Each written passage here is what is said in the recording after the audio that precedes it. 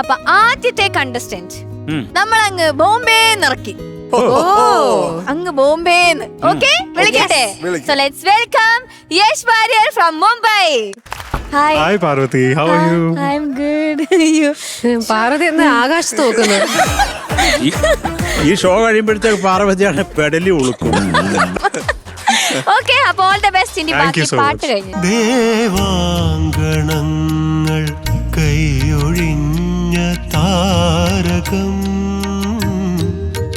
സായാഹ്ന സാനുവിൽ വിലോലമേഘമായി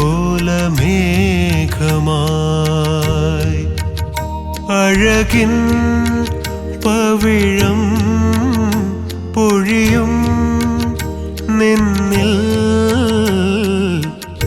അമൃതകണമായി സഖി